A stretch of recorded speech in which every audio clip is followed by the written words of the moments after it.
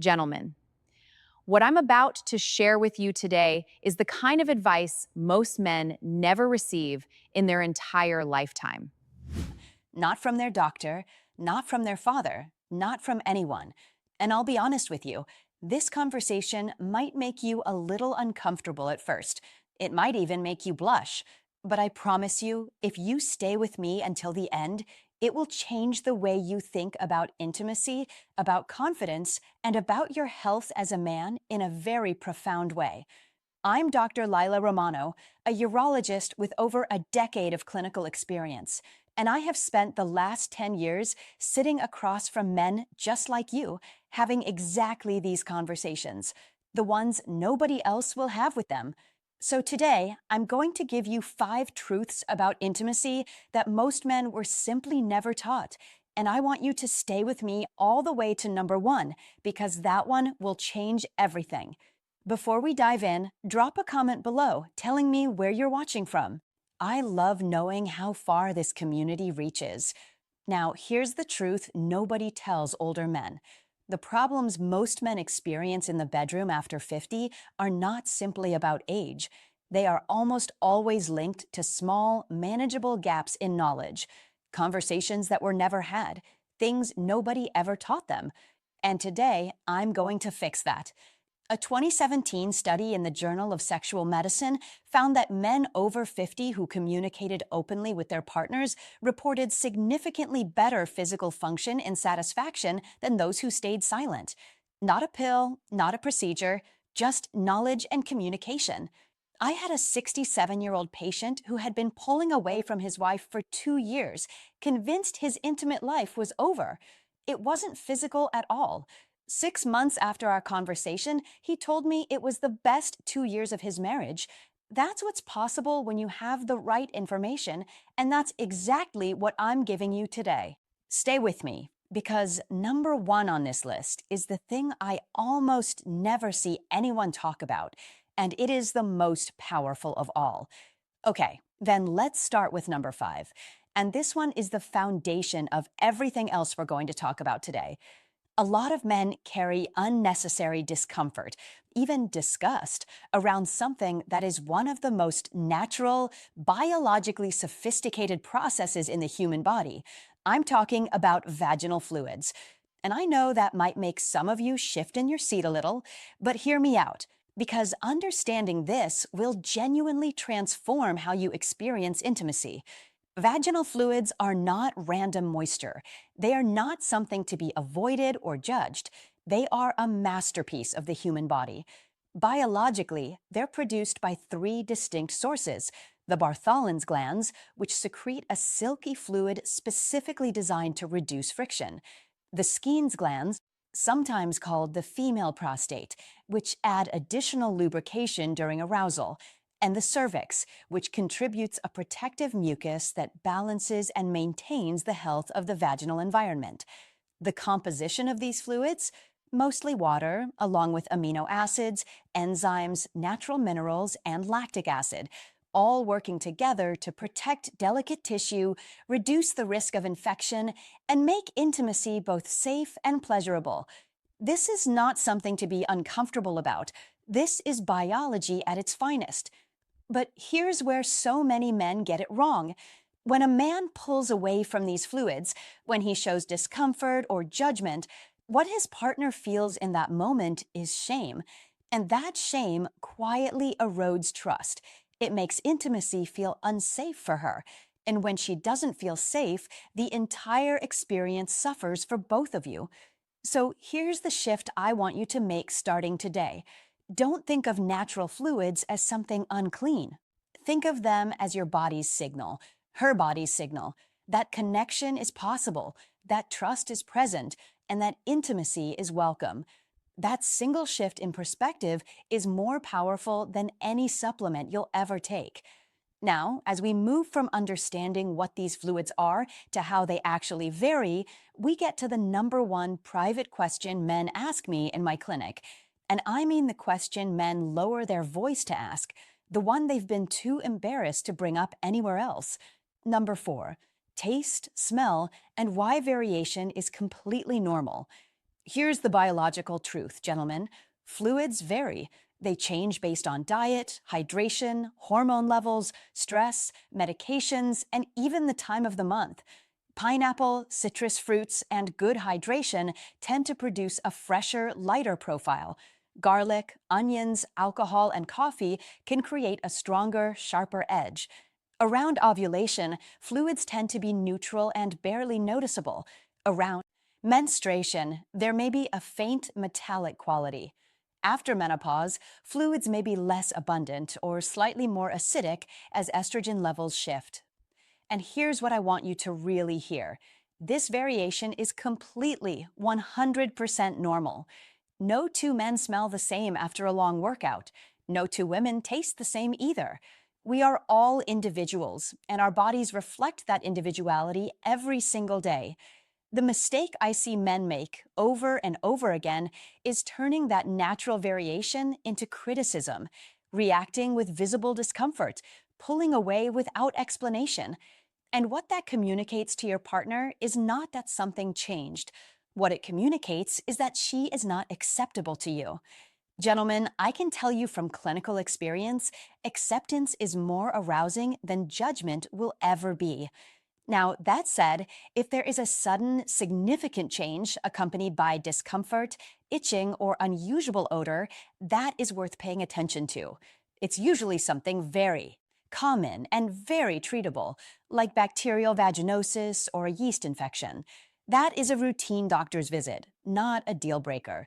The key is approaching it with care and as a team, never with blame. And speaking of approaching things as a team, that brings us perfectly to number 3, something that far too many men simply overlook: safety. I know it can feel like bringing up safety kills the mood. I hear that from men all the time. But gentlemen, I need you to hear this clearly. Safety does not kill romance. Ignoring safety does. The question I'm asked most often in relation to this topic is simple: is it safe? And the honest answer for healthy, mutually aware couples is yes. Vaginal fluids are primarily water, enzymes, and naturally protective compounds. In fact, from a biological standpoint, they carry less inherent risk than many things we do every single day without a second thought, like kissing or sharing a glass of water. But here, caution, I must be honest with you about.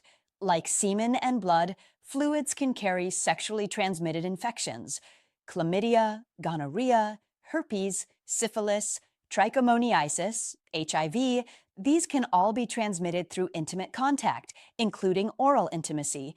The risk increases significantly if one partner has an active infection, and even more so if the receiving partner has mouth sores, bleeding gums, or any small ulcerations. I'm not telling you this to create fear. I'm telling you this because the fix is genuinely simple. Know your status, test together, use appropriate protection in newer relationships, and speak openly about your health history. Because here's the thing: that kind of honesty isn't a passion killer, it is a passion protector. When both partners feel safe, when there is nothing hidden and nothing to fear, intimacy deepens in a way that no pill, no supplement, and no technique can replicate. And that sense of safety depends entirely on what comes next. Number 2, and this one, in my clinical experience, is responsible for more lost connection between couples than almost anything else I've ever seen: silence. Staying silent out of embarrassment. I have watched couples, good couples, loving couples, slowly drift apart. Not because of illness, not because of age, but because of things left unsaid. A change in smell that was never mentioned. A curiosity about trying something new that was never voiced. A concern about safety that was buried under embarrassment. Left unspoken, these things grow, they fester, they quietly transform into shame and distance. Biologically, it's important to understand that the body is always changing, especially after 50. After menopause, after changes in medication, after illness, after shifts in diet, fluids change, bodies change. And when a partner notices a change and says nothing, The other partner often feels a vague but painful sense of rejection without ever understanding why. Practically speaking, small issues that could be resolved with a simple doctor's visit go ignored for months or years because no one wanted to have the awkward conversation. Intimacy becomes stilted and uncomfortable. Partners pull away, and both people end up lonelier than they need to be. A 2019 study in the Journal of Sex Research confirmed what I see in my clinic every day. Couples who communicate openly about intimacy report dramatically better outcomes, both emotionally and physically. So the solution is not complicated, but it does require courage, communication, with kindness, with curiosity, with respect. If something changes, you don't need to make it a dramatic conversation. You can simply say, I noticed something felt a little different. Are you feeling okay? Should we check in with a doctor together? That's it. That's the conversation. Simple, caring, and team oriented. It protects the relationship and it protects her health. And now we've arrived at number one, the most important lesson I will teach you today, the one I want you to carry with you long after this video ends. Number one, full acceptance is the most powerful performance enhancer you will ever discover. I have prescribed medications. I have recommended procedures. I have guided men through every clinical option available. And I can tell you with complete conviction that nothing I have ever recommended produces results as consistently and as profoundly as this. When a man fully accepts his partner, her body, her fluids, her individuality, all of it, what he communicates to her in that moment goes far beyond words. He says, I trust you completely. I love every part of you. You are safe with me. And here is what that does biologically. When a woman feels genuinely accepted and emotionally safe, her body relaxes at a physiological level. Oxytocin, the bonding hormone, is released.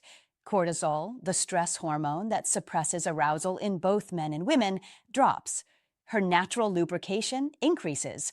Her arousal deepens. And here's the part most men don't realize. That entire chain reaction directly benefits him too. Lower cortisol means better erectile function. More oxytocin means stronger emotional connection, which feeds physical desire. The science on this is unambiguous. A 2020 study published in Psychoneuroendocrinology found that men in emotionally secure, accepting relationships showed measurably lower cortisol levels and significantly better sexual function than men in relationships characterized by tension or unspoken conflict. I had a patient, 71 years old, who came to me frustrated and defeated. He had tried everything. What we eventually discovered through our conversations was that his partner had been carrying years of quiet shame about her body.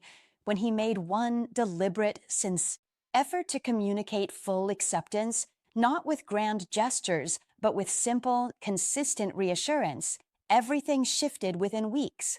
He told me later, Dr. Romano, I got my marriage back. Gentlemen, the strongest performance enhancer you will ever find is not in a pill bottle. It is not in a supplement. It is in how fully and unconditionally you love. Now that you know these 5 truths, let me give you something concrete to take away. A simple 3-step action plan you can start tonight. Step 1. Have the health conversation. I know it feels vulnerable, but gently suggest to your partner that you'd like to get tested together. Frame it not as suspicion, but as partnership. Something as simple as, I read that it's a good idea for couples to check in on their health together. Would you be open to doing that? Twice a year is a healthy, reasonable standard. This small act of shared responsibility communicates respect, care, and investment in the relationship. Step 2. Pay attention without judgment. If you notice a change in your partner, don't react with visible discomfort and don't ignore it either. Instead, approach it as a team. Suggest a warm shower together. Encourage hydration. Gently support her in checking with her doctor if something seems off. The way you handle those moments, with care instead of criticism, will define the emotional safety of your relationship more than almost anything else. And step 3, practice acceptance as a daily habit. This isn't a one-time gesture, it's a consistent practice. Remind yourself regularly that her individuality is not a flaw. Verbalize appreciation. Remove shame-based language from your relationship entirely. These small daily acts of acceptance compound over time into something extraordinary, a level of trust and intimacy that most couples only dream about. Now, before I let you go, I want to make sure you have the full picture, because part of care for your intimate health means knowing when something needs medical attention. If your partner experiences a sudden change in odor that is strong and unpleasant, particularly if it comes with discomfort, itching, or unusual discharge, that is not something to dismiss or feel awkward about. That is a signal from her body that something needs attention. Common, treatable conditions like bacterial vaginosis or yeast infections are extremely manageable when caught early. What makes them worse is delay. I'm also going to mention something that surprises a lot of men. Certain medications can significantly affect intimacy for both partners. Antidepressants, blood pressure medications, and hormone therapies can all alter natural responses, lubrication, and desire. If you or your partner have noticed changes that coincide with starting a new medication, that is absolutely worth discussing with a physician. I'm begging you, do not dismiss these signs as simply getting older. So many of the issues I treat in my clinic every week could have been resolved months or even years earlier if someone had just made one phone call. Your health and your partner's health is always worth that conversation. So let's talk about what you can actually expect if you take all of this seriously and put it into practice. In the first week, even one honest conversation, just one, can shift the emotional atmosphere of your relationship in ways that are immediately noticeable. Reduce tension, a sense of openness, a feeling that you're on the same team again.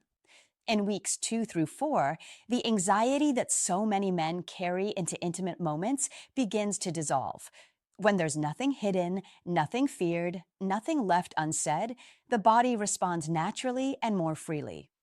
By the 2 to 3 month mark, the couples who commit to this process, to open communication, to full acceptance, to shared health responsibility, consistently report a level of connection and physical intimacy that they describe as better than anything they experienced even decades earlier.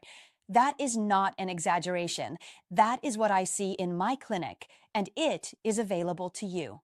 Gentlemen, the 5 truths we covered today: understanding her body, accepting natural variation, prioritizing safety, choosing communication over silence, and practicing full acceptance, these are not complicated.